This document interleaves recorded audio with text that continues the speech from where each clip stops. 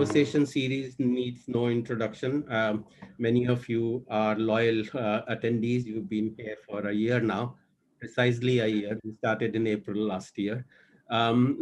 This is a series of webinars run by the Amrit Modi School of Management at Ahmedabad University. We've had great thought leaders and academicians and practitioners on this platform, and today is no exception. Today, we are tackling another important and timely topic in view of the noises we've heard uh, between India and China, the recent conflicts, the border clashes, the banning of Chinese firms and banning of Chinese apps in India. So China has been in the news in India quite a lot. But what we wanted to do today is step back from the heat of the moment and take a big picture, long-term view of the intertwined histories of these two Asian giants. China and India have had a very long connected history. So understanding the present and future of China and India will be possible only if we understand the past, how we got here, and therefore where do we go from here. And to take this big picture, long-term view, of the ups and downs of the relationships between India and China. We have a very eminent speaker for that with us today. Um, we will focus on the history, but more specifically on the history of the past 100 years or so of the 20th century mainly. Um, we could not have got a more qualified speaker on this topic. Today's speaker is Professor Tansen Sen. Professor Tansen Sen is the director of the Center for Global Asia and Professor of History at NYU Shanghai. He's also a Global Network Professor at NYU. He specializes in Asian history and religions with special interest in India-China interaction, in Indian Ocean connections, and Buddhism. Um, Tansen has written several books, most recently, India, China, and the World, A Connected History, which is, as we said, a big picture, long-term view on how did India and China get to where we got to, and what does that mean for the world.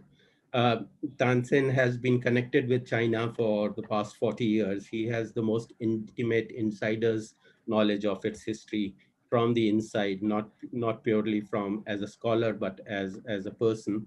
And the connections, the languages, the cultures of China.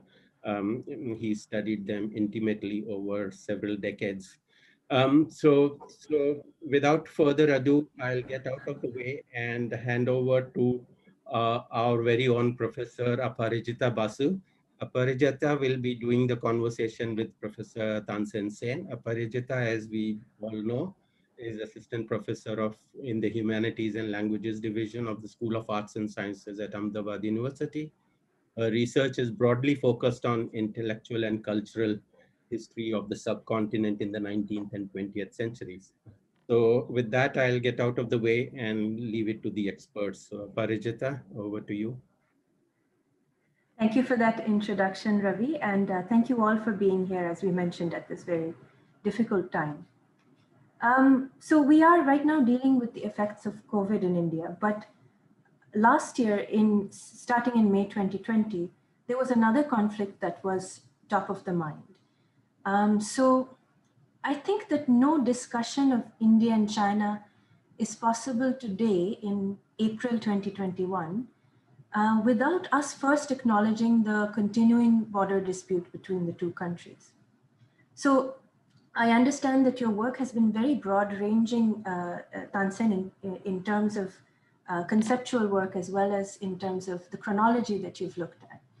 So I would like to address the earlier work that you've done, and especially your last book in 2020 on India and China, the historic connections. But before we do that, why not address the elephant in the room? And I would love to know your take on recent political developments. From the Indian perspective, China initiated conflict without provocation in May 2020 in Ladakh. And also at a very vulnerable time in the world with the onset of COVID-19. So maybe we can start with some reflection from you on why this happened and perhaps also some discussion on what is the source of this border dispute. Is it, since the war of 1962?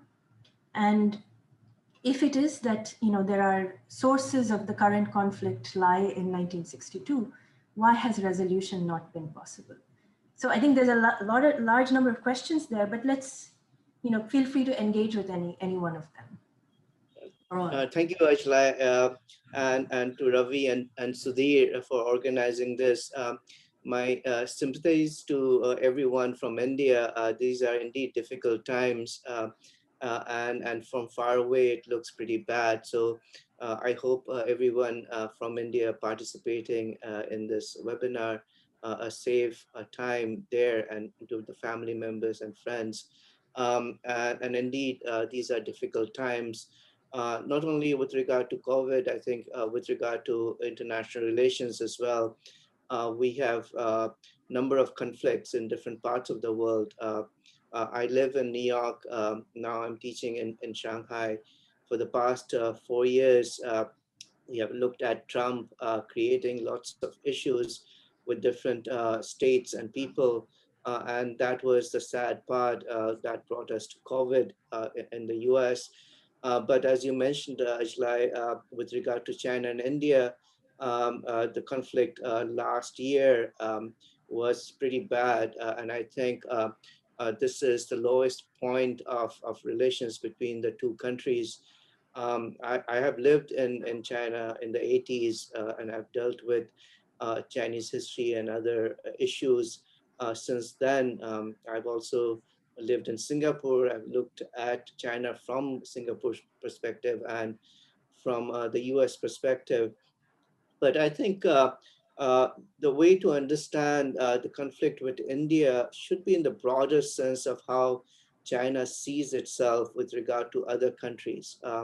And one of the things that we historians cover and political scientists and IR people doing China have pointed out, this sense of national humiliation that was created in the 1920s and 1930s, and that extended from the Opium War when the Treaty of Nanking was signed, and then China's defeat against the Japanese in 1895, and then extending all the way to the Second World War, was something that has been ingrained into the minds of Chinese in different levels. They were told about this, about the national humiliation in the textbooks in the 1920s and 1930s. They are told about it in the 1990s after the Tiananmen incident. So there is this sense that the foreigners are problematic, and the real threat to China lies from abroad. So that I would say is not just something in the minds of ordinary Chinese. It's of course part of foreign policy, and I think also defense issues. Specifically with regard to what happened with Ladakh, I think the provocation would not be the first time. It won't be the last time. I think as part of its national policy, China does this kind of border probings. It is, I think, a way in which they learn how another country would react to what it does. But the issue is we perhaps also don't know the internal workings of the relations between the center and many of the defense personnel stationed in the border areas. This is, I think, a very important issue that needs to be examined.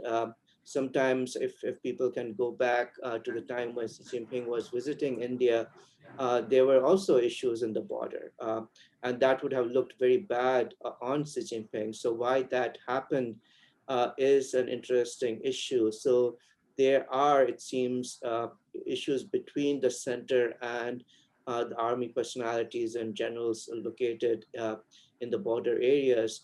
So one thing we know, for those of us who study China, China is not just all state. This was the view of Hegel, and that was how things were explained about China P49 as well. But I think China is very diverse. There are differences between the center and locality. I'm now looking at the emergence of the term the Maritime Silk Road, which is now used by the state. But there are lots of interesting local factors, academicians involved in creating that concept and idea. So it's not always a top-down thing. There are other things that happen at the local levels. And I think that's the reason why we need to understand China from multiple perspectives and see where things originate from. And I think that's the way in which we perhaps need to deal with the border issue as well. And you asked me what is the source of these border conflict and dispute. I think it has a colonial legacy when the British really created the borders without actually looking at the geographical entities, topographies, and so forth, and the negotiations that happened between British India and at that time the Republic of China um, were not properly done, and that was something that was then given to the independent Indian government. PRC took on from the Republic of China. And the opportunity that we had to resolve this was actually in the 1950s. And my current work is on India-China connections during the 1950s. I'm looking at archival material. I have not reached the 1962, but usually when people do China-India, they start from 62 and look back in the 1950s. But I'm looking at the 1950s, first of all, to see what exactly happened and if that can explain the 1962 war. And I think that was the time when Zhou Enlai and Nehru were in very good terms in the early 50s, mid 50s. And that was the opportune moment to solve this issue. There had to be some give and take. Um, and I think both sides lost an opportunity which we never got back. And since then, national sentiments have gone up on both sides, making it very difficult to have this exchange of sites. I don't know if that is at all possible given the circumstances today. Line of actual control may be the best way out, but are both sides willing to accept it?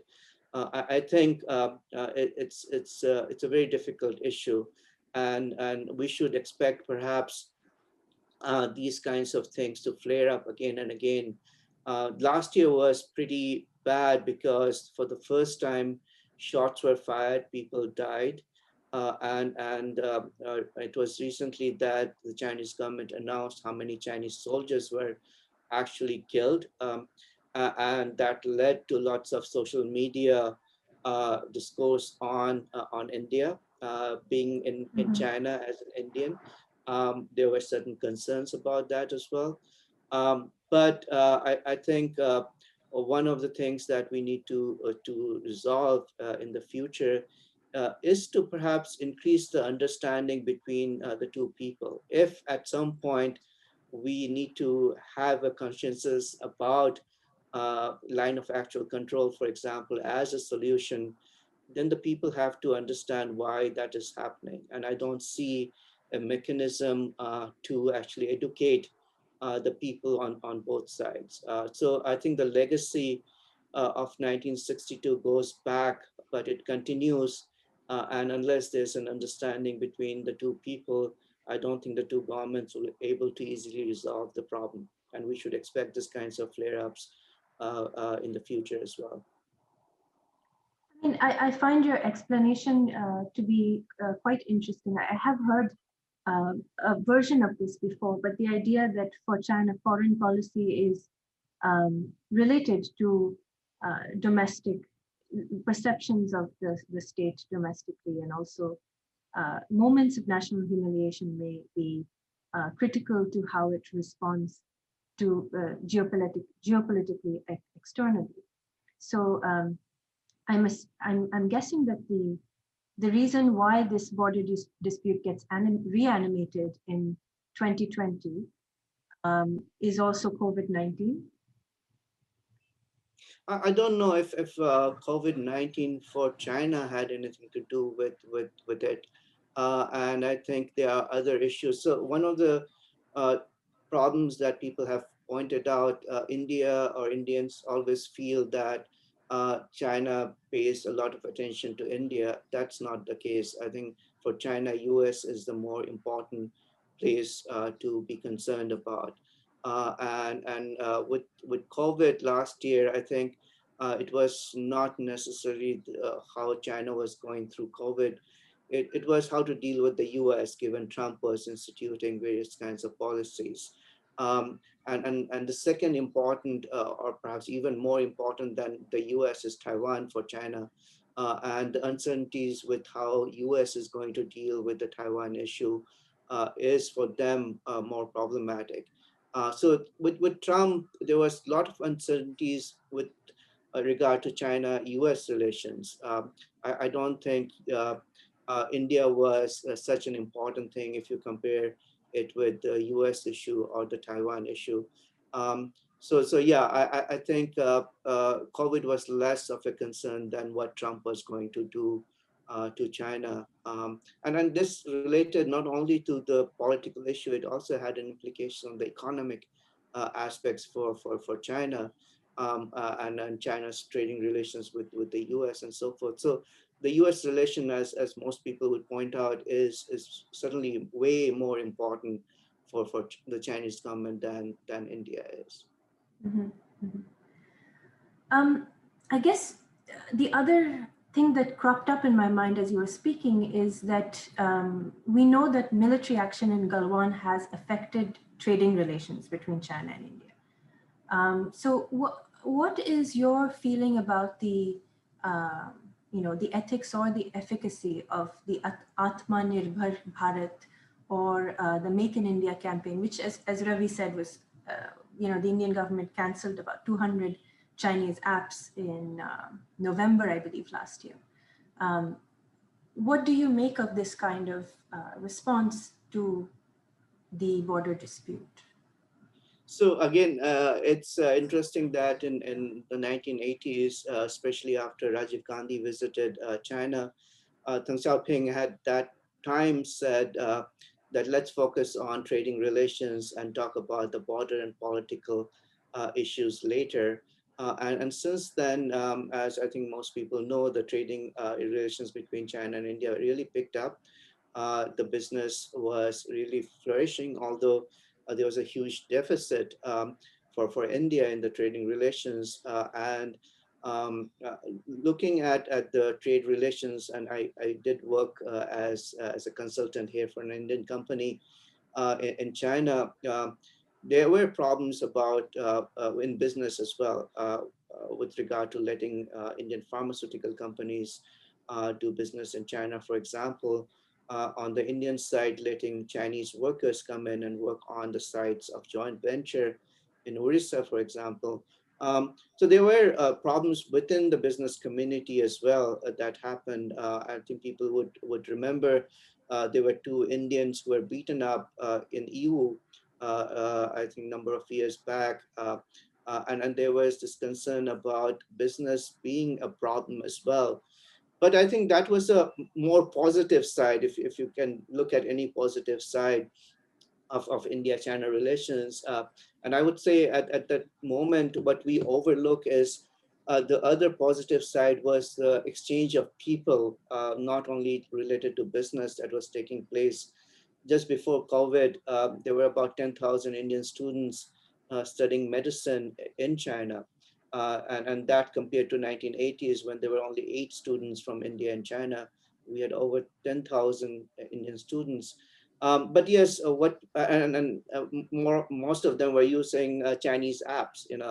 Here it's almost a cashless society. Payments are made with WeChat and what is called the other social media things. We don't use. I don't remember the last time I used cash here in the last a year or so. Um, but people got hooked to the apps. TikTok is quite popular among the young people. um, And there has been concern not only in India but elsewhere with how the Chinese government uses these apps, um, and sometimes there are legitimate concerns. But stopping them, I don't know if that's the way to do it, because Chinese servers are quite important for internet networks. And if we are going to use the internet network, at what point we would say, okay, we'll block everything that goes through China. But I think the trading connections were important, should be important.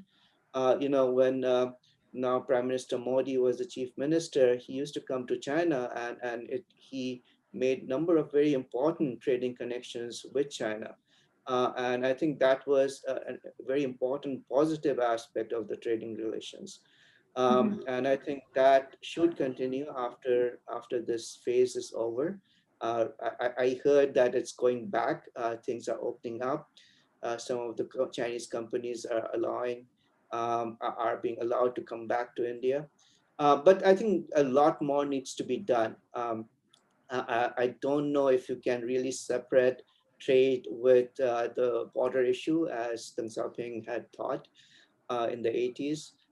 But I think it needs to be addressed. My more concern is about people-to-people connections through social media. One of the things I would tell you is that many young Indians and many Chinese young Chinese communicate with each other through social media. That's a one way they can talk to each other, that does not go through the state. I think that is part of educating each other about each other's country. And I think in that way, social media does play an important role in connecting the Chinese and Indians.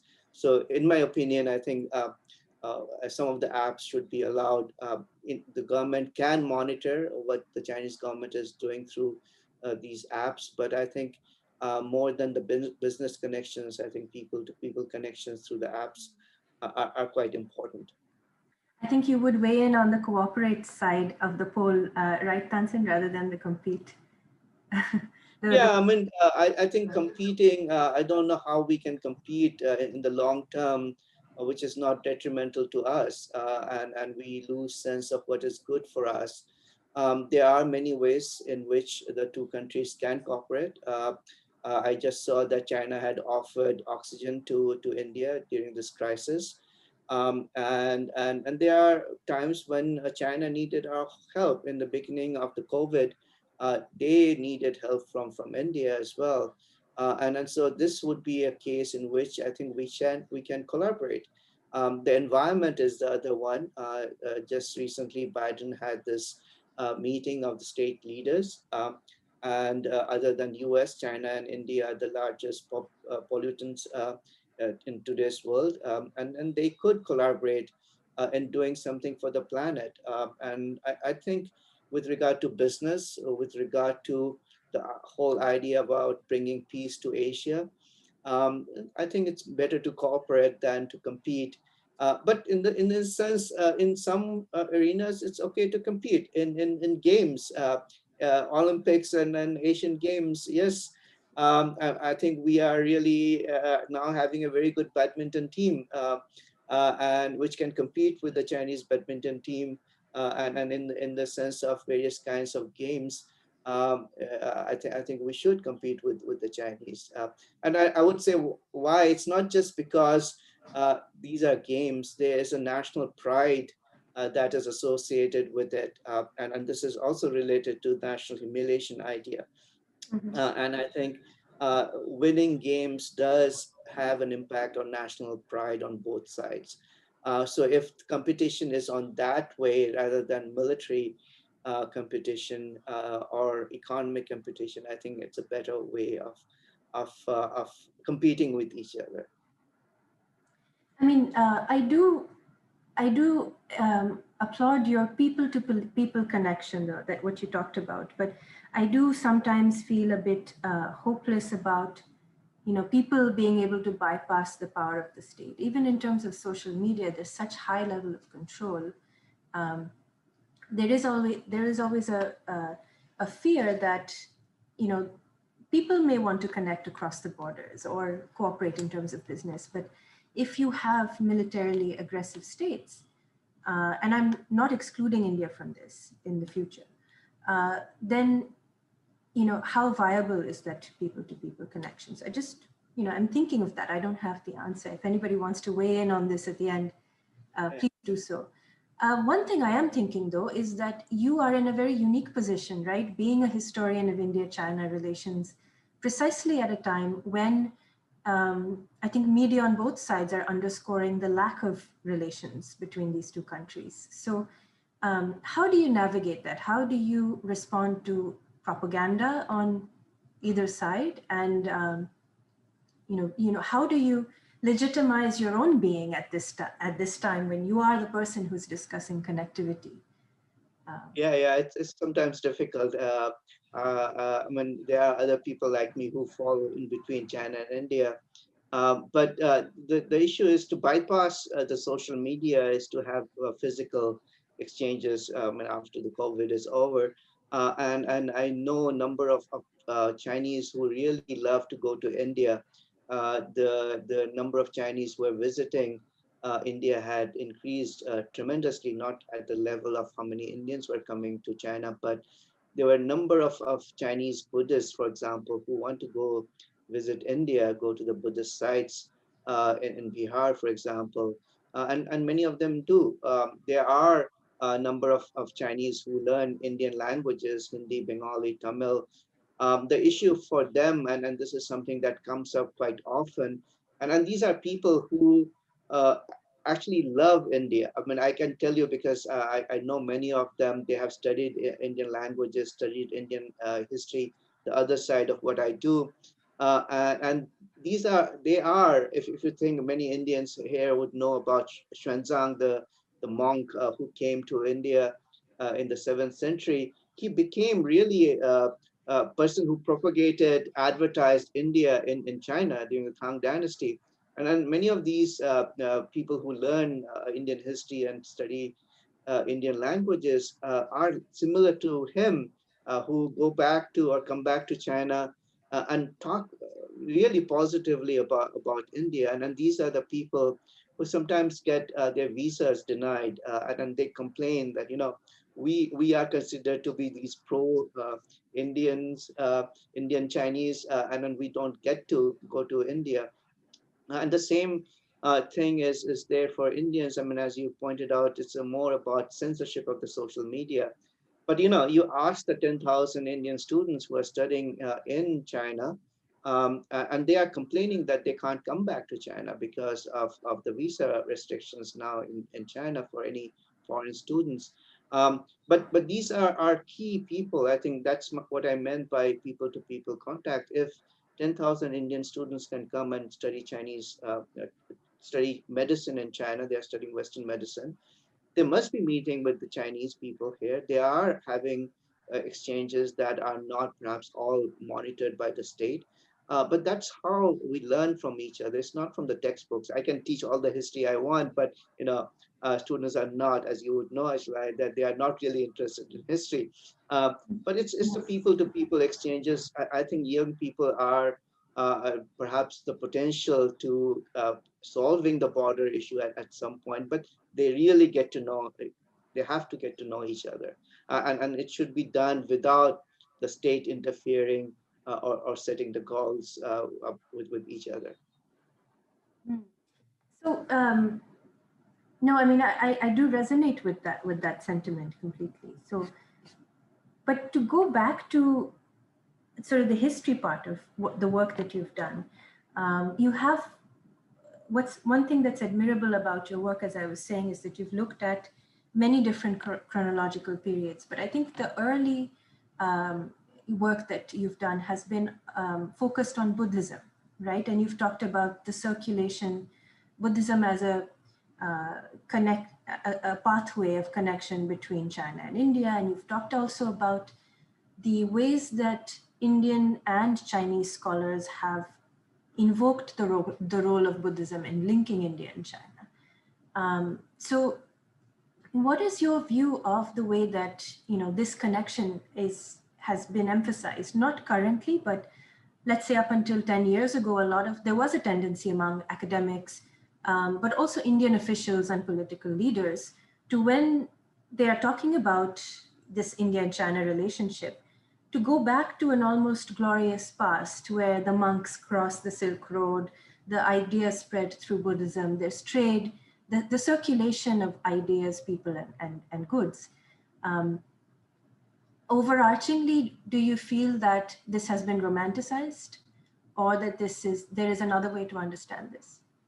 Yeah, so yes, I mean, I continue to work on the Buddhist connections, although I have moved to more recent India-China connections. But my argument has been we should not look at the Buddhist connections of the past within the nation-state framework. It's not an Indian monk going to a China. The China did not of today exist at that time. And the most fascinating aspect of the Buddhist connections that I have done is that it's different kinds of people, different people from different parts of Asia involved in the transmission, translation, propagation of Buddhism around Asia. What is present day India, China, Central Asia, Southeast Asia. It's amazing to just see the different groups of people involved in the translation of Buddhist texts from Sanskrit to Chinese, Sanskrit sometimes orally to a written Chinese.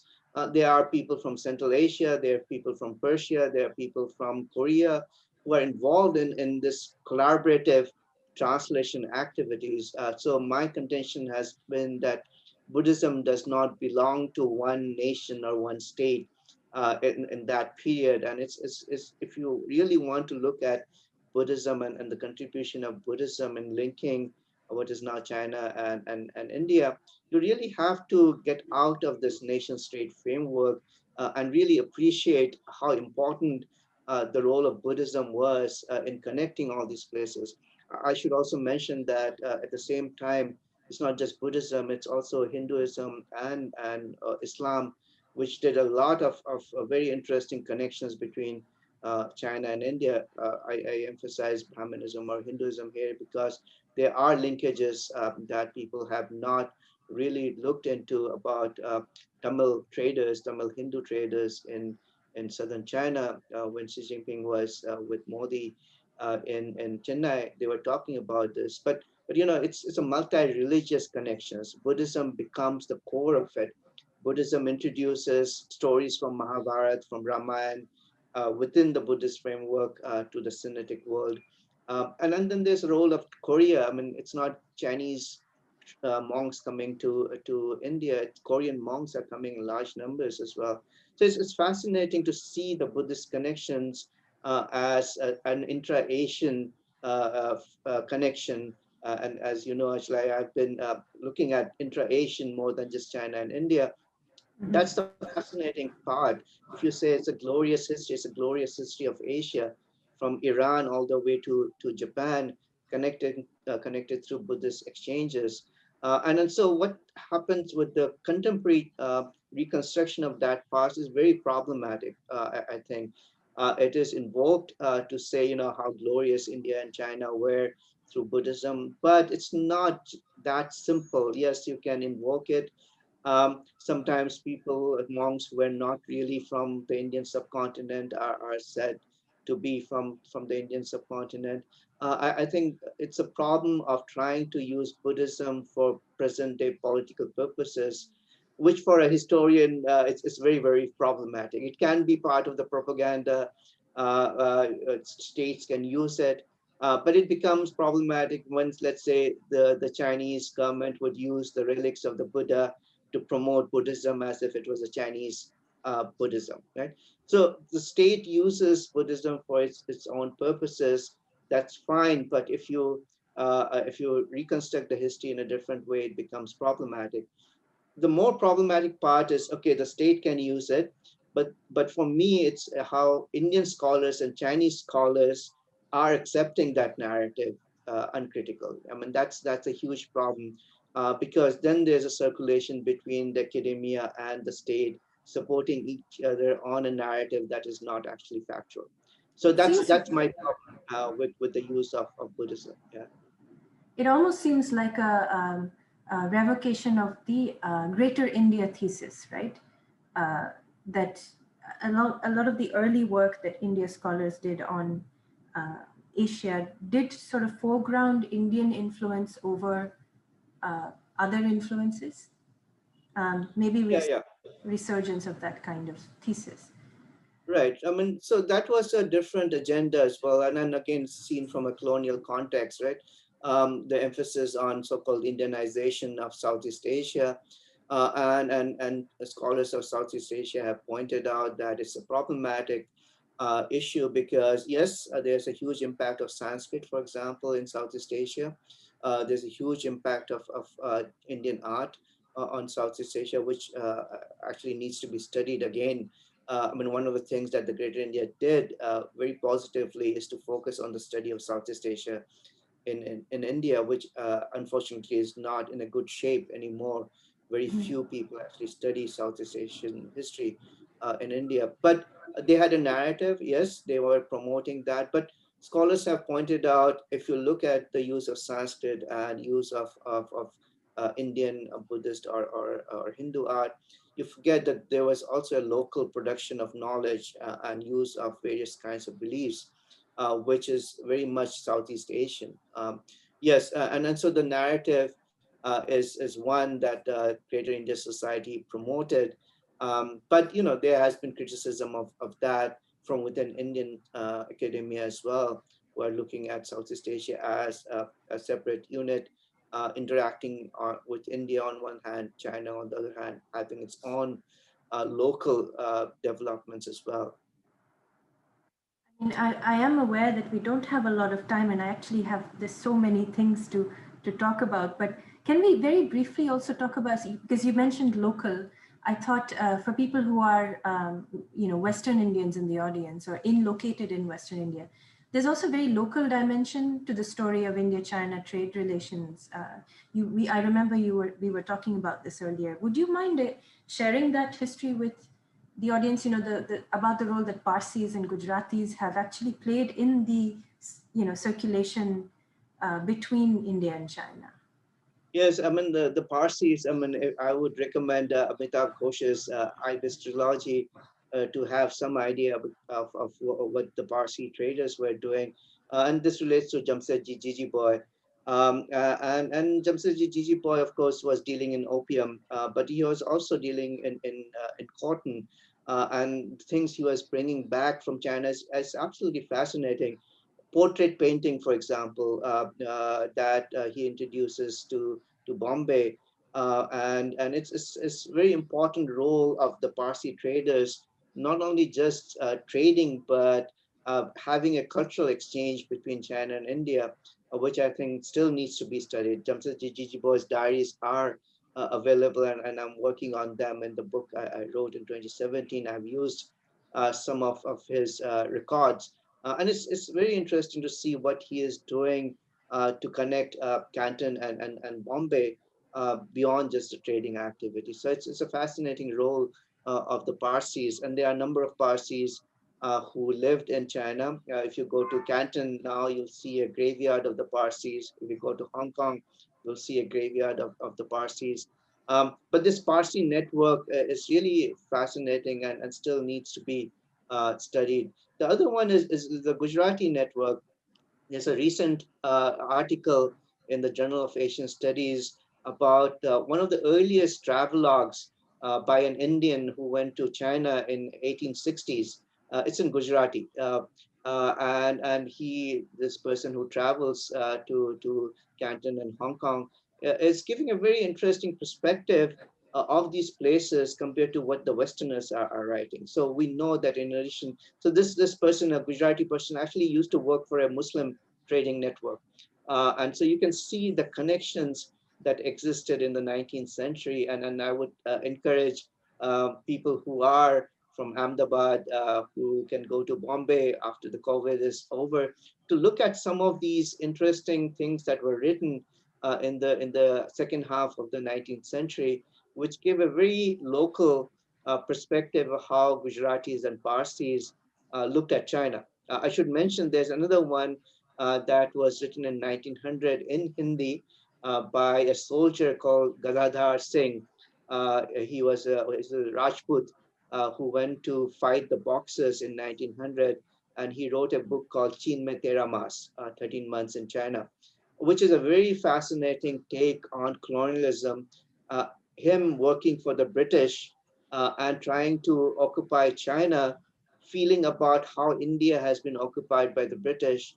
I think it's really an interesting take on how a soldier, and to use the word that people have used, subaltern, is looking at colonialism in China and India is interesting, and perhaps one of the early comparative study of colonialism in India and China. So there are these local things, including in Bengali searchlight, you would know, same Mhm. time there's a Bengali soldier who writes the same thing, goes to the same war, and talks about his experience in China. So in local vernacular languages, Gujarati, uh, Hindi, Bengali, there are these fascinating travelogues, which the Chinese also have in Chinese, who are coming to India in the late 19th century, talking about India in a very different ways.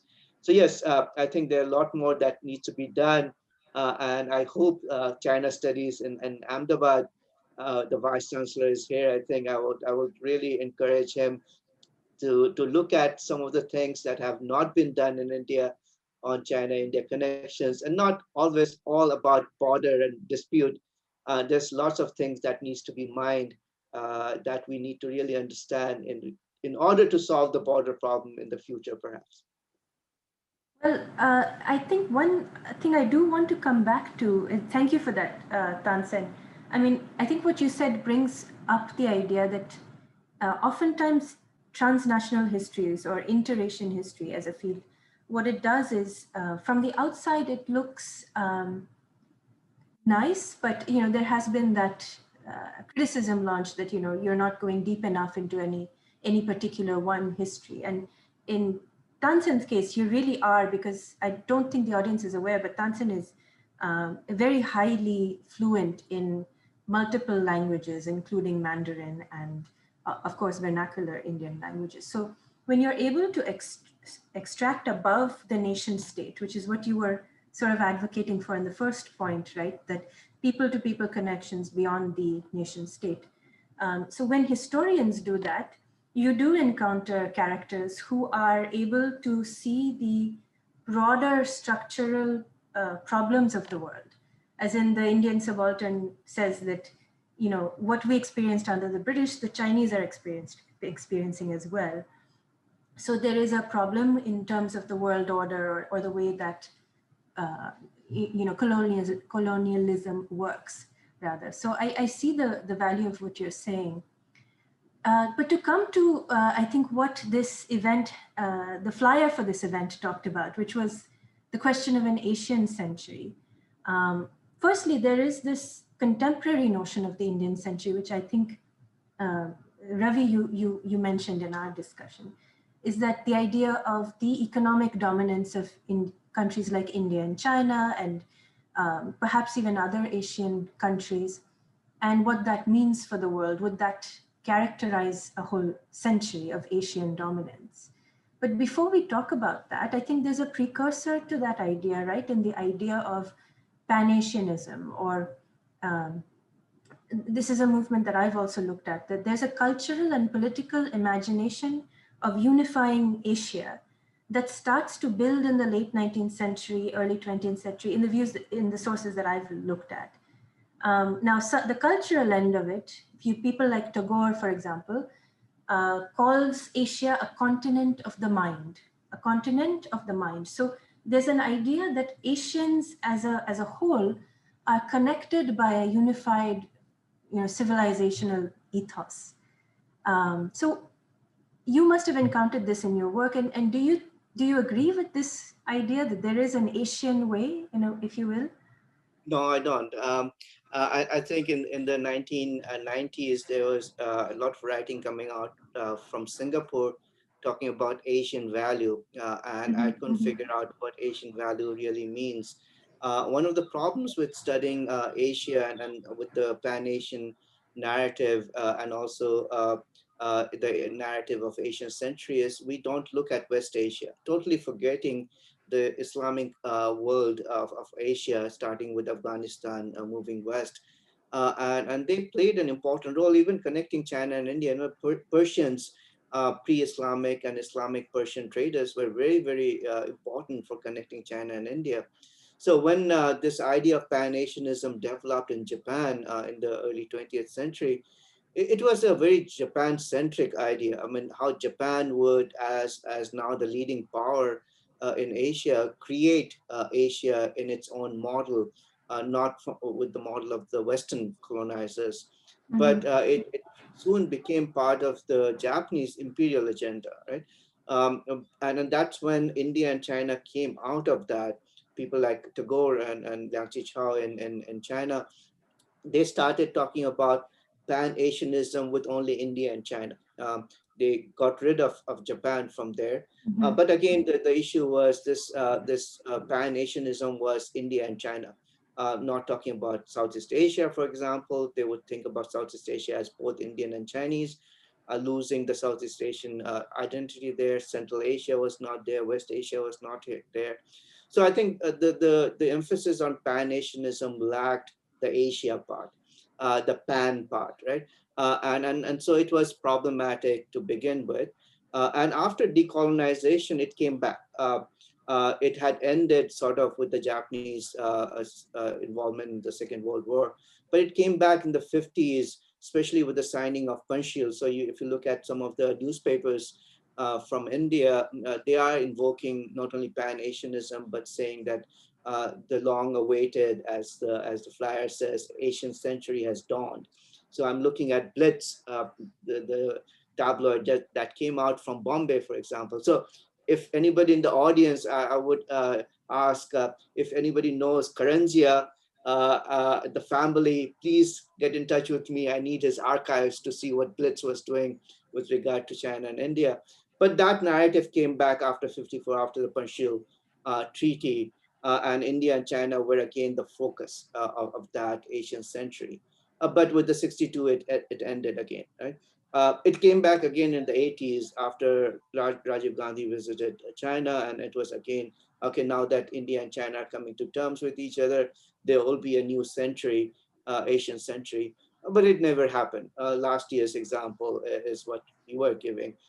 So it's invoked number of times, but it doesn't happen, right? And it should not be a person doing Asian connections.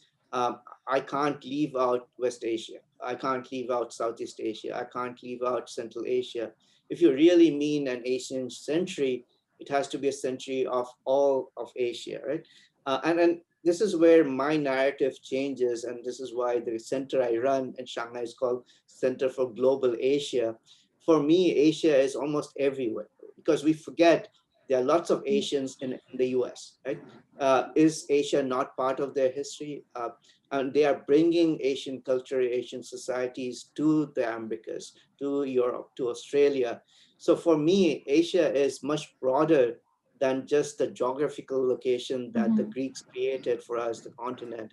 So if it's really a pan-Asian, Asian century, it's a century of Asians who are all over the world. And if they can come up with some unified notion, then I can say, okay, there's something called Asia that is united through either values or culture, but I don't see any common issue other than that many of these people, goods, ideas emitted out of different parts of Asia.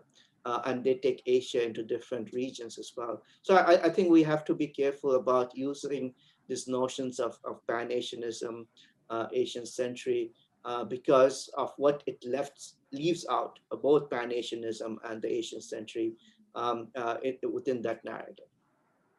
Yeah, in my own work, I've encountered this kind of Sino or Indian centricism over the inclusion of other nations. So I completely agree with you there. But I do also want to bring to the front the fact that the Panchashila agreement. So for those who may not know in the audience, the 5 principles was the Sino-Indian Agreement Act in 1954. And ironically, the 5 articles, one of the first article is mutual respect for each other's territorial integrity and sovereignty, mutual non-aggression. mutual non-interference in others' internal affairs, equality and mutual benefit, peaceful coexistence. Now, a lot of people had issue with it right from the beginning because it limited India's role, possibilities to weigh in on Tibet, and it sort of highlighted, in a way, it sort of the role of Tibet remained a gray area within that agreement. But the other thing that people talk about oftentimes when it comes to Panchashila is that, as the name itself references, Panchashila, the kind of, it sounds like an Ashokan edict, right? Buddhism. It speaks of a more principled approach to international relations. So, attendant with this idea of Asian unity and perhaps even this Asian century idea is that there's this association that it would be a good thing because Asians would be more principled. Now, I'm wondering about that because would celebrating an Asian century based on the idea that Asia is economically dominant be a good idea given the nature of Asian states today? For example, Amnesty International had to cease operations in India in 2020. China, as we all know, there are human rights abuses against the Uyghur population. So should we really be celebrating these kinds of political formations of Asia coming into alliance? So I think one thing that we should celebrate is what happened in Bandung. Bandung was really fascinating because it took place in the context of Cold War when Soviet Union and the US were in the fighting stages. Asia had actually, it was actually Afro-Asia, if you remember, right? It was not just Asia. There was participation from Africa. So the Afro-Asian nations basically created an alternative, and what you say, Panchshil, was an alternative to the Cold War politics. It failed, yes, but those were the ideas. So if you look at what happened in Bandung, there was a lot of concern about communist China, right? And if you look at Zhou Enlai's speeches in Bandung, it's really fascinating how the PRC is trying to say that we are not a threat. And the 5 principles expands into almost 10 principles to address the concern that many nations have with regard to a communist China. But yeah, I mean, if there was a moment to celebrate and a moment to celebrate not Asia, but the decolonized nations of Africa and Asia, it would be the Bandung moment. And that's when I think we had a chance of creating an alternate to the Western way of doing things, right? So the Western whole model of nation states is a problem, right? We have accepted that. You talked about Tagore and Gandhi also. I mean, they were against this kind of a nation state. Tagore, as you know, was against nationalism. That's how he gets criticized in China. But I think the Panchshil was one way in which and those in India ideas. now, yeah. Sorry, and in India as well. Yeah, if there was a moment in which an alternate model of a state could be created, Bandung was it, right? But quickly it collapsed, right? They realized that the most important things of any nation is the border, right? And when the border issue is brought up, territories become a concern. The whole notion of Panchshil, as you mentioned, the first one was about non-aggression and recognition of territories, collapses, right? So it seems that we can't get out of the Western model of doing things.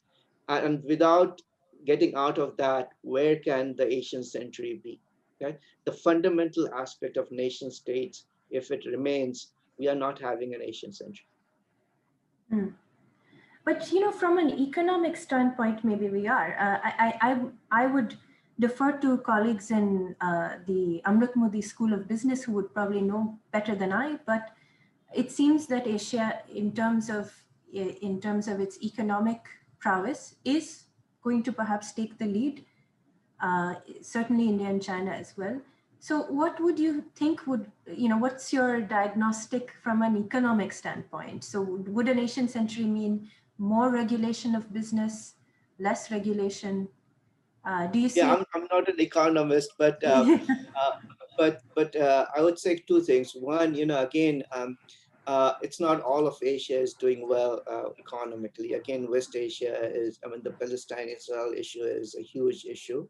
And we don't give any attention to the Palestinians and their sufferings. What is the Asian century for them? What is Asian economy for them? I have no idea how much of vaccines they are receiving, as Israel is now giving vaccines to most of its people. So we don't talk about, look at Afghanistan. And so I don't think Asia is all doing well. I mean, some parts of Asia may be doing well. Yes, it has lower wages for workers, and that's why it makes this commodity cheaper. But is it good for the laborers? Is it good for the workers, right? I mean, maybe the multinational companies are benefiting from it. So I don't know if the economic aspect is something that we should be proud of again. Look at Japan. Japan was doing well, and now its GDP growth is perhaps not even 1 or 2. But the second thing I wanted to point out is China has come up with an alternate, which is called a Belt and Road Initiative. I have huge problems with regard to the narrative that they're presenting, but it's trying to create a new economic model. And its Belt and Road Initiative is not just it. There's AIIB Bank, which India is part of, and India receives some of the most number of investments from AIIB Bank. So that may be a model. It has problems, and I've been looking at the environmental issues some of these projects create in Myanmar, for example, in other places in Asia.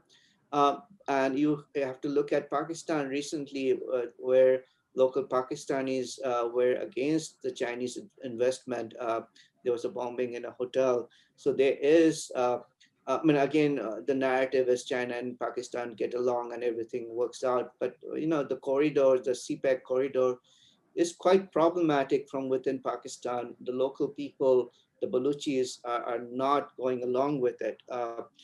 There was a bombing in Gwadar as well. So there is a resistance with regard to a Chinese investment there. But that's a Chinese model that they are promoting. And they think this is what they say a win-win situation for every country involved from Asia to Africa. Is that the new Asian model? And that is perhaps your business school people will be able to say that. Is it something that will change the course of world history economy-wise, right? It has the potential. China has been investing a lot in various infrastructure projects. But is that the answer? Does Asia have something other than Belt and Road Initiative, or are we going to accept it and then say that this is the Asian century with regard to business and economics? Mm. So maybe the broader question that can arises is with the rise of economic growth, does that also mean social development? Does that also mean greater civil rights? Does that mean better diplomacy? So these are questions that occupy the Asian century narrative as well. But given that you study both nations, I mean, mostly you study China, but you're also very clued into India from the intra-Asian, inter-Asian aspects, right? And you're following developments in India. What do you think these two countries can stand to learn from each other at this stage in their development? Well, I think one thing that can be learned from what China has done is with regard to the poverty issue. I mean, they have really eliminated severe poverty this year. And this is something I've seen in the last 40 years coming to China quite often. From the 80s, when I thought China was really backwards compared to India. I'm in Shanghai now, I see a totally different China. It's not just the cities; it's also the rural areas where people were in deep poverty, and that's major contribution of the economic developments that has taken place in China since 1978. If we Mhm. could address that in India, that would be really good. I think the idea is that with economic development, we'll have people coming out of below the poverty line.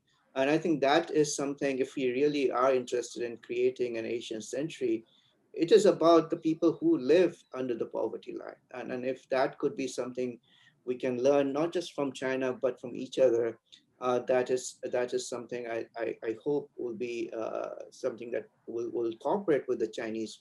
With the Chinese also have to learn from India. I think I would say it's the press and academic freedom, which is a bit problematic these days in India as well. Uh, but the way in which people have the right to speak up is something I have always felt China should not be afraid of. I was here when Tiananmen happened, '89. And then things have changed after that, because between 1985 and '89, things were very different with regard to people's voicing their needs and ideas. But that's a concern of the nation state. And at some point, if there's one thing that China could learn from India, is giving voice to the people. And people are quite nationalist. I mean, that's another thing that has happened with the rise of China, economic rise of China. People have become very nationalist. Um, then I think people have a say. The say is not just about other countries, but also their own countries. And this is, I think, a way in which a country would develop internally, domestically, is to have many different voices. But I understand the concerns that they have here. But if there's one thing to be learned, that I would say the Chinese should learn from India. Yeah, and just to what when you were speaking, I got reminded that a relation of mine once overheard an Indian official in China, doing a comparison of both countries, and he was saying that if I was a below the, so he was being asked, where would you prefer to be, India or China? And he said, if I was a below the poverty line Indian, I would choose to live in China because of social equality and welfare. If I was an above the poverty line Indian, I would choose to live in India. So maybe that speaks to your, uh, you know, the mutual learnings issue. So we could keep going and going. I feel like we've barely able, there's so much more than this to talk about, but I think maybe we should talk about the future as the last question. So where do you think collaboration between India and China would be most fruitful? Yeah, I mean, I would again come back and say that people to people connections would be the most fruitful one. And I think a better understanding between the two people would be the most important way to resolve the border issues in the future. And less participation by nation states. But I think those are dreams because the nation states won't go away. So, but I think the more we can promote people to people connections, the better it would be. People going back and forth between the two countries, where the borders perhaps would become irrelevant at some point. But that's not going to happen in the short future, maybe in the long-term future. But starting with people going back and forth would be one way of achieving that in the future. Parijita and Tansen, sorry to interrupt, but we could listen to you all day. But as you might be seeing, the chat box is buzzing with some very interesting questions. So some of your remaining conversation could probably be in response to some of those questions. Uh, the way I propose to do is maybe Tansen and Aparijita, you could look through the chat box and see if any questions catch your fancy. But while you're doing that, I can bring in a couple of people who might have questions or comments. But to begin that, Tansen, you mentioned earlier that our vice chancellor is here, and he might you might want to know what he is thinking of doing about China and Asia at our university. So perfect question and perfect opportunity. So Professor Pankaj Chandra is here. Would you want to give any opinions on whether China is on our horizon at our university? Pankaj, if you can unmute yourself and come on. Yeah.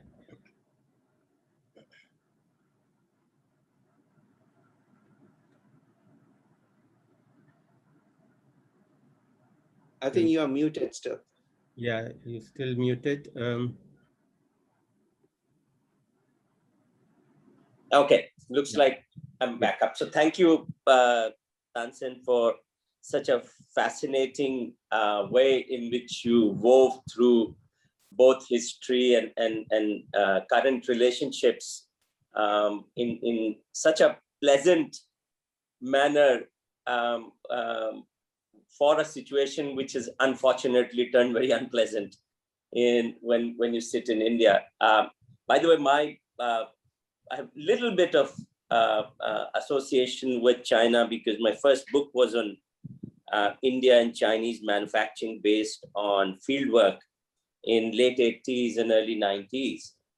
And I've been, I kept traveling to China regarding that kind of work for about 15 years. And I saw, of course, China progress economically tremendously, but I also saw China's, and I hope I'm wrong, China's mistrust of India grow very dramatically. At a very ordinary level, the first time when I went and studied about 70 odd textile plants, I could actually walk through the plants, look through what was happening, bring data from India and share with Chinese manufacturers. And Indian textile, by the way, at that point of time, the market share was about similar to that of China. But over about 10 to 15 years, this world of either competition with India or disregard of anything really led to, in most cases, my not being able to even enter plants. And I just kept wondering what was happening, despite the fact that, as you rightly said, that you find uh, uh, uh, people in China were just so amazing in terms of their ability to draw on historical kind of relationships and understanding of India and curiosity and many other things. And what bothers me now is that events of this kind that we saw last year and that's how it got read in India, in the midst of perhaps some of the worst crisis, really breaks down the trust that is needed to do essentially what you're so right in saying, the people to people contract. The governments can fight and do many things, but the mood in India changed so dramatically. And I'd love to hear, whenever you get time today, to tell us why this happened and where was this breakdown of trust being taken place, because it's very crucial to get over that to achieve the kind of relationship that India and China deserve. Now, to Ravi's comment, we, by the way, just set up a Center for Asian Research at Ahmedabad University, which is a kind of wanting to do things in the way that you are talking. Imagine what an Inter-Asian century might be like, not necessarily geographically defined, but through the relationships of people, and where one looks at how do people live differently, what are modes of institution building, organizing, what are various networks, how does technology and so on and so forth kind of get deployed in making things work. I come from the world of management, and these folks actually swing on either side. Either the situation is absolutely terrific or it's horrible. And I think somewhere we hope that, whether it is experimenting with with art forms between India and China, or in Asia, that we will probably be able to improve our own understanding and create that better linkage with China. We've just this year started to teach Mandarin on our campus, and I hope that this relationship grows. And once the mood in the country and COVID vanishes, we will be able to host many more ways, and perhaps work with your center in Shanghai to be able to do some interesting things. So thank you very much for this absolutely amazing conversation, and congratulations to you, Ajlai, too, for asking such wonderful questions. Thank you, Pankaj. There are a couple of other people who've been asking some excellent questions in the chat, and let's see if some of them are able to come on camera and ask their questions and make their comments. Um, we have Maria Petrucci. Are you there, and are you able to come on camera and ask your excellent questions? Yes, thank you. Wonderful seminar, Professor Sen. I had the pleasure to meet you in Shanghai in 2014 for a big maritime conference. And I'm basically specialized in maritime history of Sino-Japanese piracy in Canada, but I've been teaching for 3 years to students, Punjabi students coming into Canada or in India themselves, Chinese history. And at the beginning, I had lots of problem because I thought, oh, maybe they do it for credits. They don't really, want to study Chinese history. And that was like my mind-blogging thing. And suddenly I realized, actually, they can learn from each other. So instead of teaching only Chinese history, I did put the two histories in comparison to make the Chinese people learning Indian history and to make the Punjabi students learning Chinese history. So I did a comparison of the two civilizations from early modern to modern, actually. And your book came really on the spot, actually. So my questions was, and is still, probably you have answered to my question in length, maybe by answering to Professor Basu. How can we not address the commonalities, or we should maybe address the main commonalities between India and China, even in what we consider microhistory, because you have already mentioned the Buddhist Chinese that went to India, Xuanzang, and there is a fantastic movie I always propose to my Indian student, like made by China, I think in 2016, it's called Xuanzang. And it depicts basically, it has a variety of Indian actors in it, well-known Indian actors as well. The travel of this monk from India, from China into India and returning. Also, we know about Kumarajiva, the translator of Buddhist text in China, but of Indian father and Kuchan mother. So there are all these histories, and I would like to know about the Garandhar Singh soldier, so I can tell my students as well.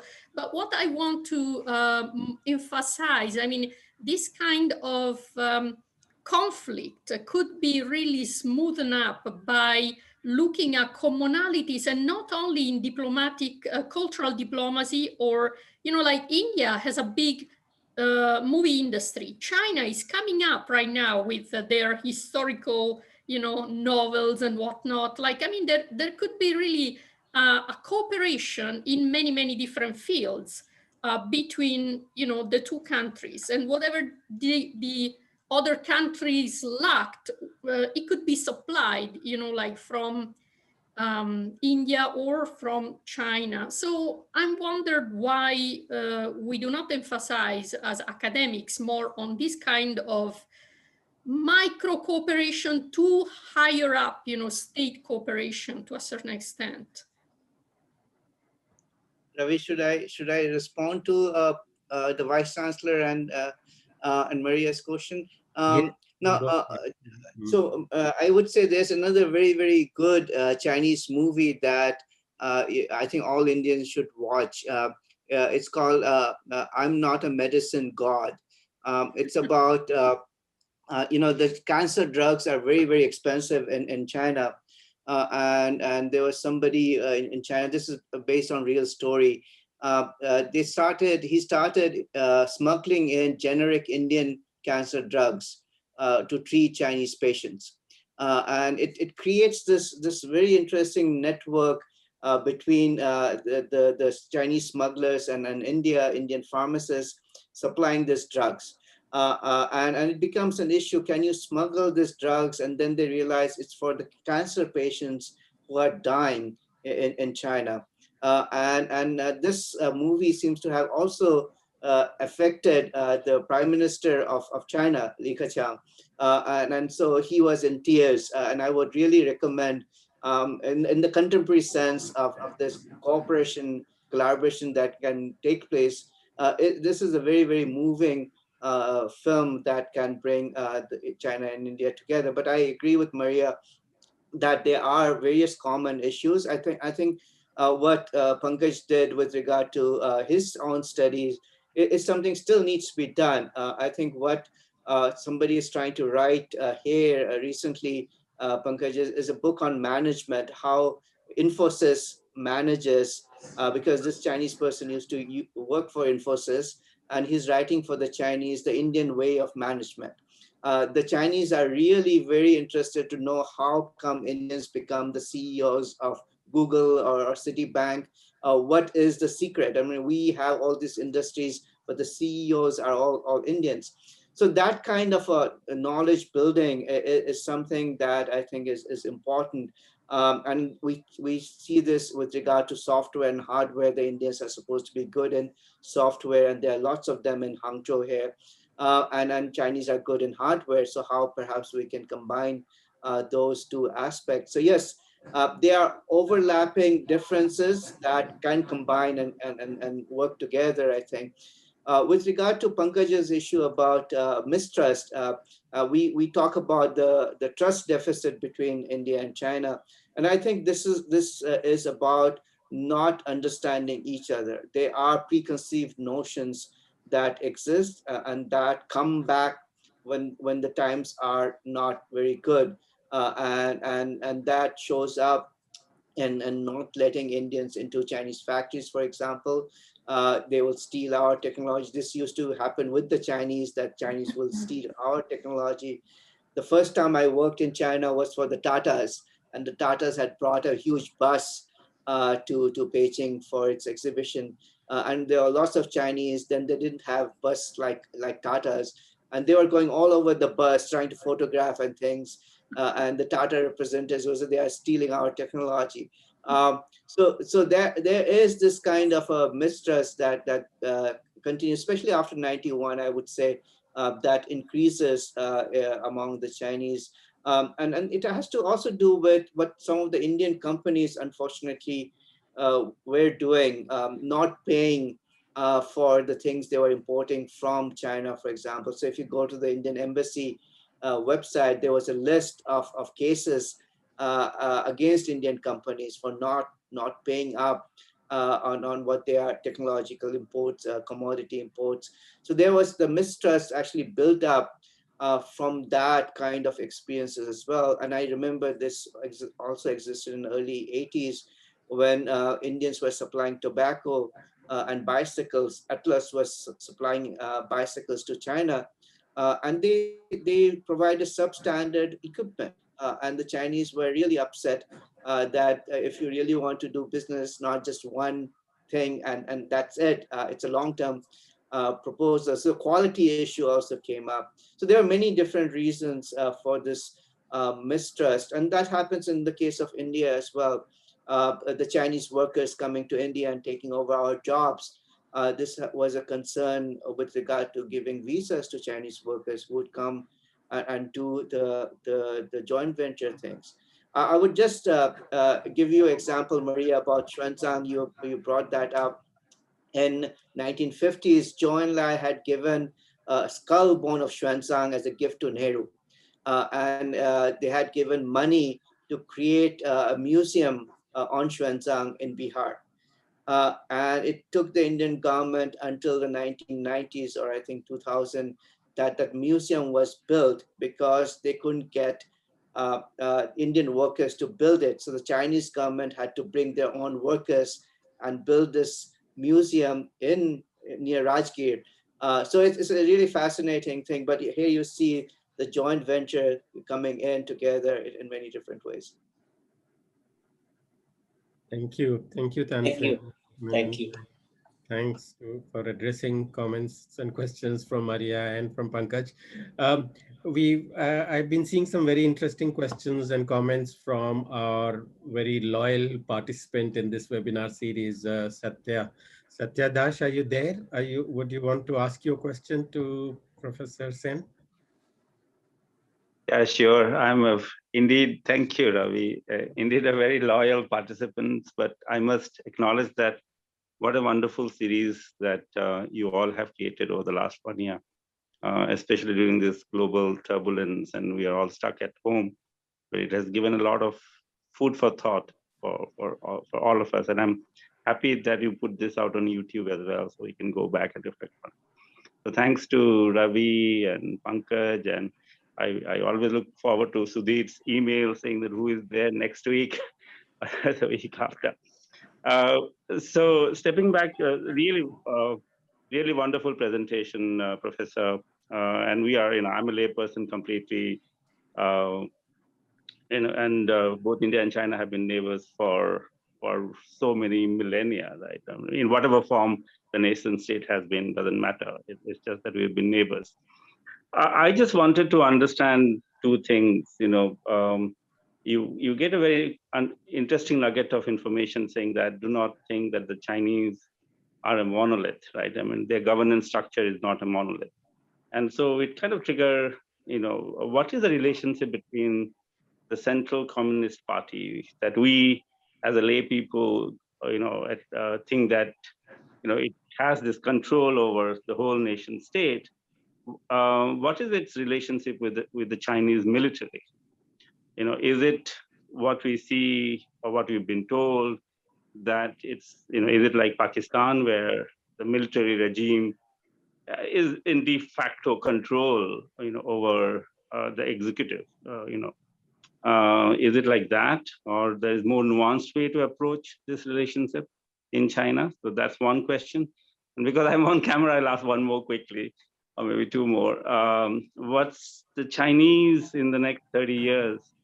How is their relationship going to be with Southeast Asian ASEAN countries? Maybe how is ASEAN going to change as a bloc? And vis-a-vis their relationship with Japan. Japan has been, of course, a technological superpower over the last 30 years in Asia, and is aging fast. China is also aging. So what are your thoughts on this? And again, thank you so much for such a fabulous exposition of your work over the last 1 hour. And thanks to Aparajita as well. She strung this together very nicely. Thank you for those really fascinating questions. It's very difficult to figure out the relations between the central state and the military. I would say it keeps on changing. So if you look at the early stages when PRC was formed, many of the leaders had come and become leaders having their own military, armed forces, because China was so divided before 49. There were all these warlords who had their own armies, and that continued after 49. So the centralization of the PLA took some time. Even later on, there were loyalties to some of the leaders and not necessarily to the nation as such that existed. And maybe that's the reason why there are still some perhaps differences between the state leaders, the central leaders, and the army generals who are located in the peripheries, in the border regions. And this has come up again and again. What are the generals in the border regions really listening to the center or not? It also came up when there was anti-corruption drive that President Xi launched, because many of the generals were then prosecuted under the corruption laws, and many generals replaced. So there was issues about unsatisfaction, not satisfied with what's happening. There was also a huge business industry run by the PLA, and that was supposed to be quite corrupt, and that was closed. How it impacted these rich PLA people, we don't know. So I would say it's quite a complicated relationship than we think China might have. I think there is complex issues with regard to turf, where these generals are. So you would move the generals around. But I think it's more complicated as a direct link between the state and the military. The military does have huge power, and one of the things that the leaders of China usually do is become the head of the military as part of their title. Now, your question about ASEAN is quite fascinating, because China has very different relations with different ASEAN countries. So Cambodia, Laos, and China have a very different relationship than Vietnam and China. Philippines, it seems, can't make up its mind where it wants to be. But what China has done in the past few decades is to make some of these ASEAN countries very dependent on China. So power, for example, would come from China, the places that are near the borders of China. Burma becomes very dependent on China, even with a democratic government that existed previously. So the relationship with China would be very interesting. Singapore, for example, also has a very fascinating. It was the last ASEAN country to recognize PRC. And 2 years back, some of the armaments they were getting from Taiwan were held up in Hong Kong, for example. So Singapore, given that it has 75% ethnic Chinese population, has a fascinating relationship with China.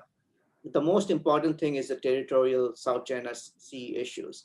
Because China has claims to South China Sea, its 9-dash line, for example.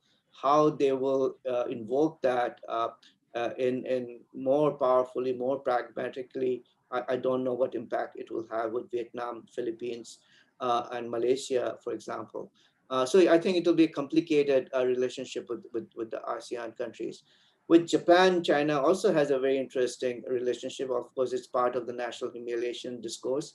But in the 80s, the relationship improved a lot. And just like what Deng Xiaoping wanted to do with India, the focus was on business. So investment, business relations with Japan. But it continues to have territorial issues with the Taui Islands, for example, the Senkaku Islands. So sometimes you'll see nationalist sentiments against Japan come up. But I would tell you something very, very interesting. This was something I was teaching to my students. I teach a course called Concept of China. And this semester, I'm teaching it to the NYU students, the Chinese students who couldn't go to New York. So it's about 70 Chinese students.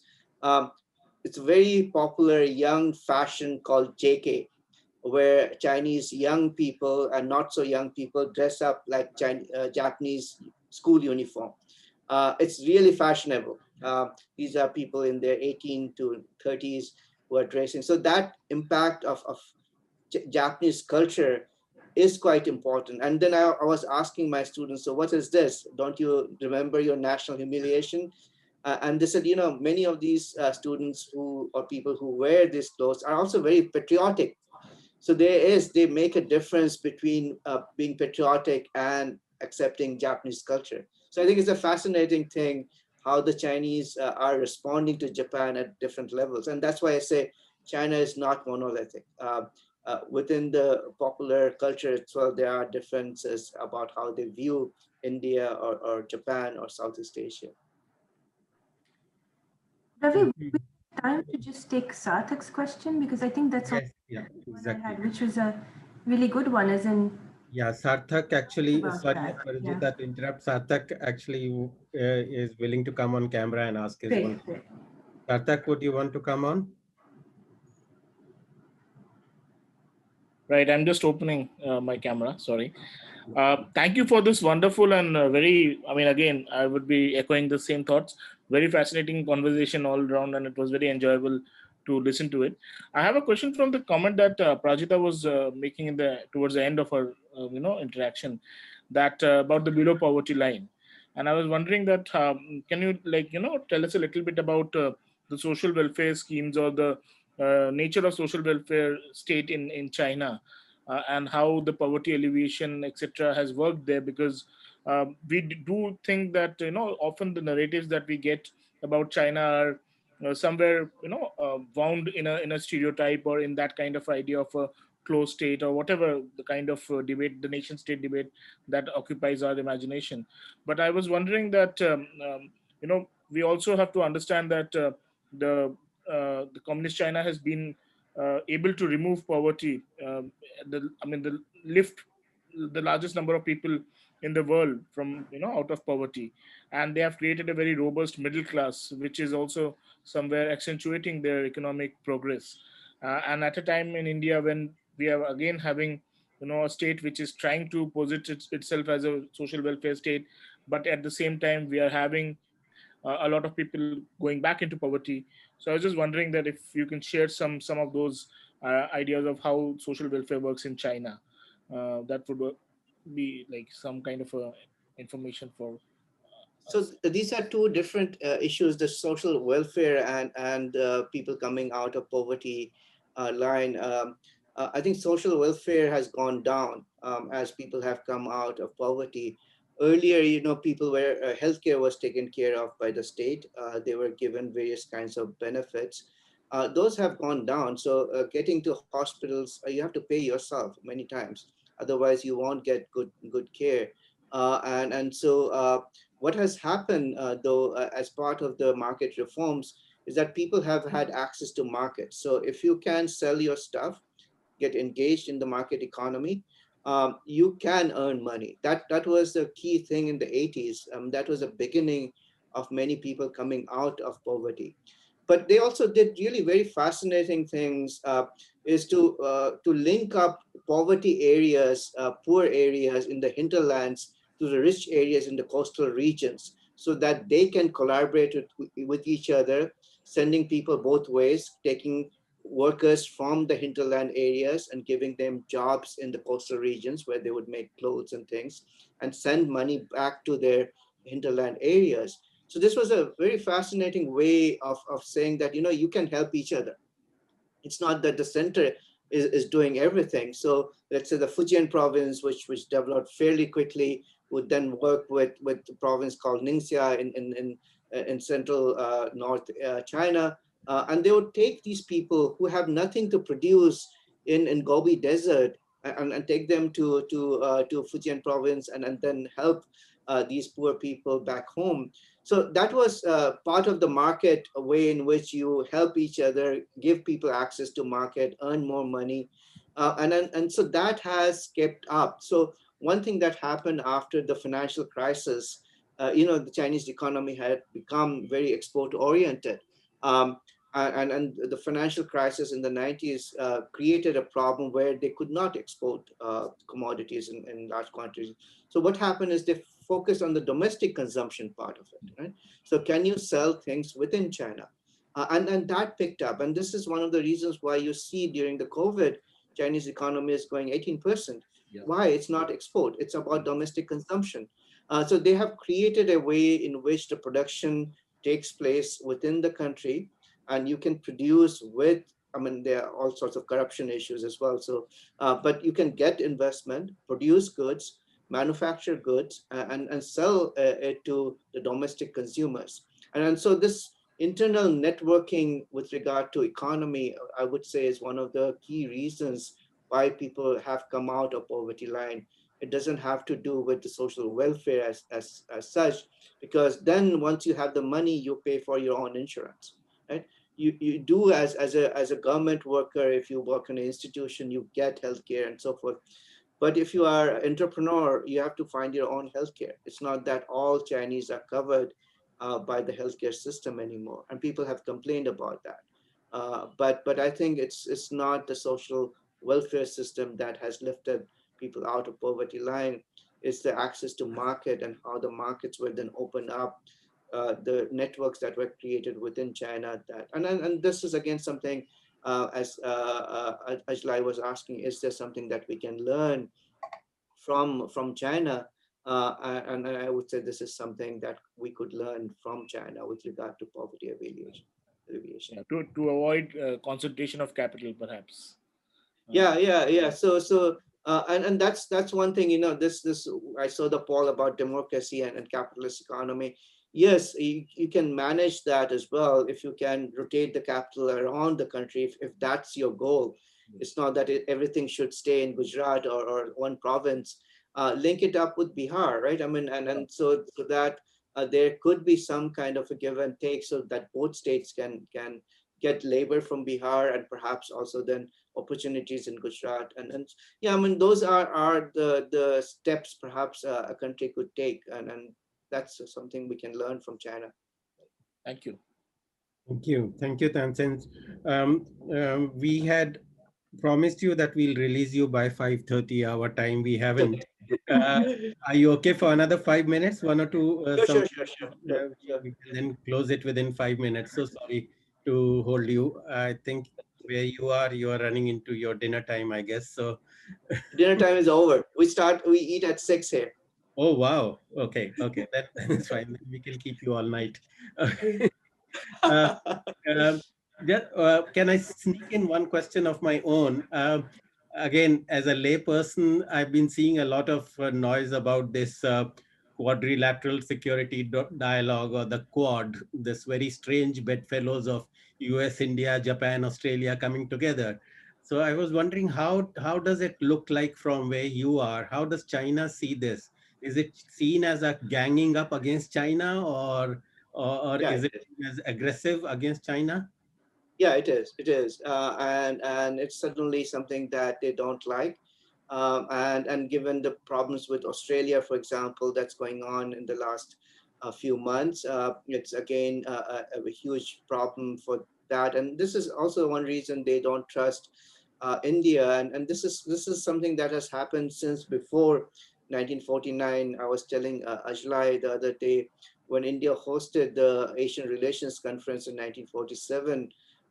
Already then there was a mistrust about India, because Nehru had invited, not Nehru, but ICWA had invited Tibet as a separate entity.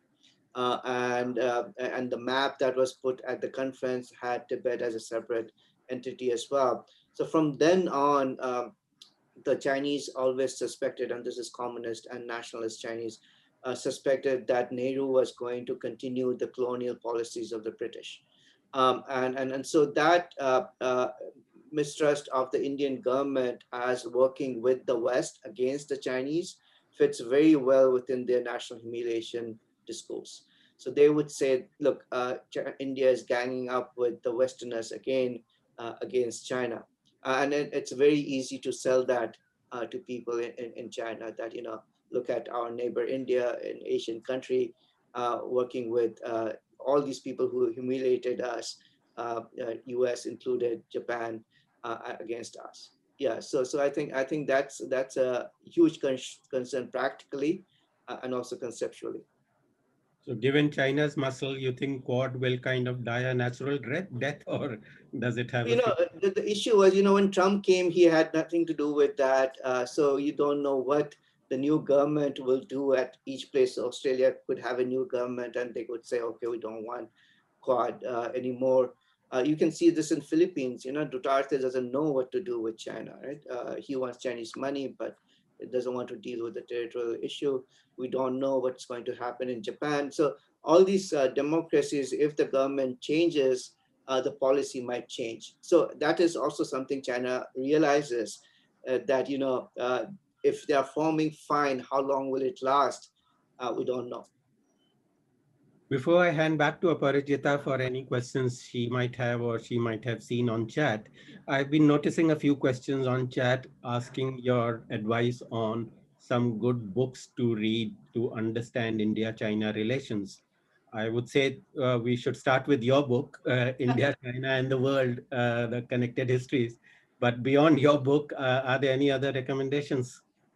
So there are a number of recent books that are quite good. So I wrote recently, I will just refer it to it, The State of China-India Studies, an article. It has number of readings there.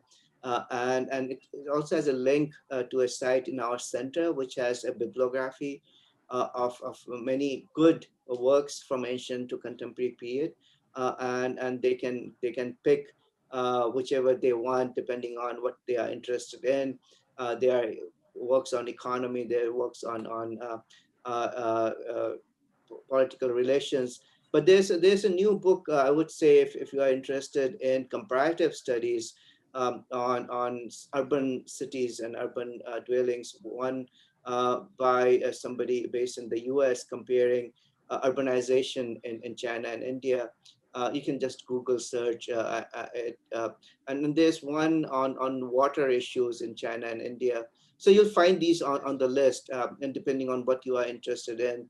And then we in the bibliography, I've just selected ones. Those are good ones and not everything. So it's not an extensive list of everything, but those that are worth reading. I would say that you can go through that. One other article I would say is about the 1950s. That also appeared in the same journal where I wrote the State of the Field, Journal of Asian Studies, how perhaps we should not focus too much on the 62 to understand what happened in the 50s. I believe 50s is very, very important to understand the contemporary China-India relations.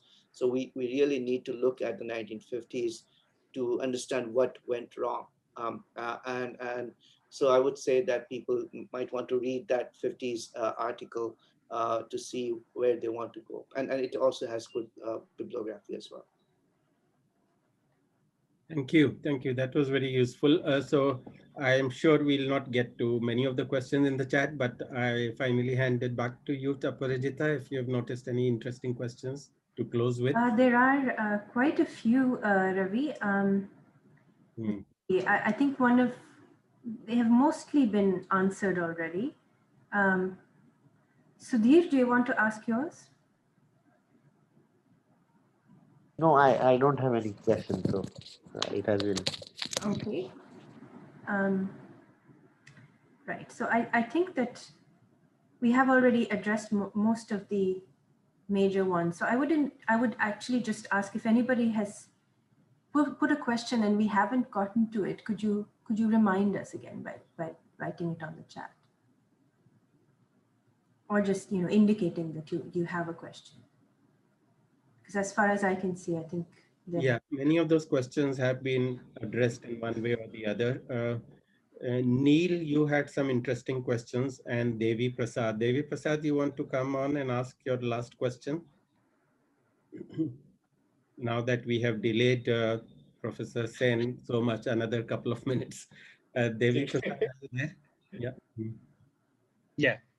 Yeah, hi.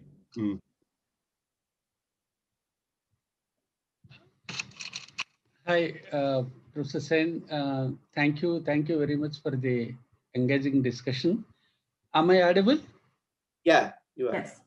I have visited twice China with regard to the study of family in China, a comparative study of family in India. And there is a great similarity, historical similarity between the Indian family and the Chinese family in several ways.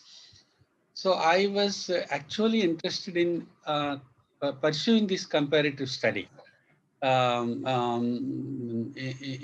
a manner that it will be very interesting for not only the Indian family sociologists, but globally it will add some interesting insights into the family change and family system in both the countries. So I was wondering, what are there any is there anything going on in this area in your center or anywhere else in China, and what are the possibilities of pursuing this kind of interest? Thank you so much. So this article I referred to also talks about issues with comparison as a method. So one of the things that some of us who do China, India are now doing is to bring a collection of articles about methods in China-India studies, right? What is a connective method? What is a comparative method? And this is where the urban comparison came up. And I know there are a number of people who have written on the families. And I don't know if you have read this sociologist called Binoy Kumar Sarkar, who was a famous sociologist who lived in Germany. But before that, he was actually in Shanghai in 1915, 1916. And he wrote a couple of books about comparing Chinese and Indian youth. And if you Google him, you'll find some of these articles. He also wrote a very fascinating book called Chinese Religions Through Hindu Eyes. It was published in 1916. So he may have been perhaps the earliest person to do a comparative study of Chinese and Indian families from a sociological point of view. I presume you are a sociologist, right? Yeah. So you would perhaps find his work quite interesting. And this is, we get blindsided by the communist China, but before communist China, there's a long history of family within China, and his work would be quite interesting for you to start with. In more recent times, people have done some comparisons as well, families. So there's, I think, a dissertation that was done comparing Bihar and one of the provinces in China by a female Chinese scholar based in Cambridge, who looked at family and society from a developmental point of view. And she actually did her field work in Bihar, living with a family there, and then she did the same thing in China. So these are some of the things that people have done. And I think as you look at that article and the list of readings there, you may find some. If you don't, please write to me, and I'll give you some suggestions as well. I mean, there's two others as well who are still remaining here. Feel free to write to me. Ravi has my email address. You can Google my email address as well. I'll be happy to. All kinds of research on China, India, very, very useful. This is how we build understanding with each other. So I would really encourage to continue your work. Thank you. Thank you so much. Okay, I think we have held Tansen captive for as long as we could. So thank you so much, Tansen, and thank you for all the attendees who spent their afternoon here in spite of all the chaos that's going on in our world around us. You have found time, much appreciated. It was not an easy time, so stay safe. Thanks You to all stay all. safe. Yes, yeah, we need to be very, very careful for the next several weeks, if not months, with the way things are going in India right now. So, and stay away, Tansen, don't come anywhere near India. Uh, and thanks so much to all the people who asked questions, Professor Chandra, Professor Maria Petrucci, Professor Devi Prasad, Sarthak Bakchi, Satya, all of you contributed to this discussion in a great way. So thank you so much. So Aparajita, you can close this now with your final words or comments. The only thing I can think to say that once the pandemic is over, Tansen, please come and visit us in Ahmedabad. Maybe you can do something about the sorry state of Chinese food in Gujarat. Oh, really? Yeah. I like Gujarati food. I'm not going to have Chinese food there, but I'm going to have Gujarati food. You know that we historically know that Indian Chinese food can be very, very delicious, but I might be biased, but I don't see an equivalent of that in Gujarat. So yeah, not the Kolkata style Indian Chinese. You won't get that in Gujarat. Yeah. But yeah, thanks very much. I think the last thing I want to say is there is an environment. I don't think it's here in this institution, but there's often a questioning of the value of the work of a historian in present times, right? There's always a question mark is what is this fellow good for?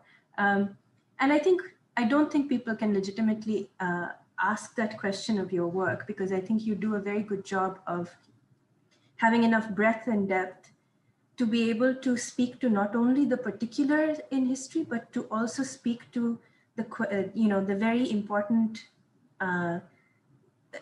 present questions that are concerning people today. And I don't think very many scholars can do that successfully without sacrificing one side. So I think we're all very appreciative of this kind of work that you're doing. Thanks so much. Thank you, Aishla. Thank you. Thank you, Aishla. Thank you, Ravi. Sudhir, stay safe and get well. To everybody, I hope to see everybody in Ahmedabad in the future. I would like to come and see not only the university, but also cricket matches if they are taking place there. Yeah, we'll Yes. get to spectators, cricket match spectators in the next few months, hopefully. Thank you. Yeah.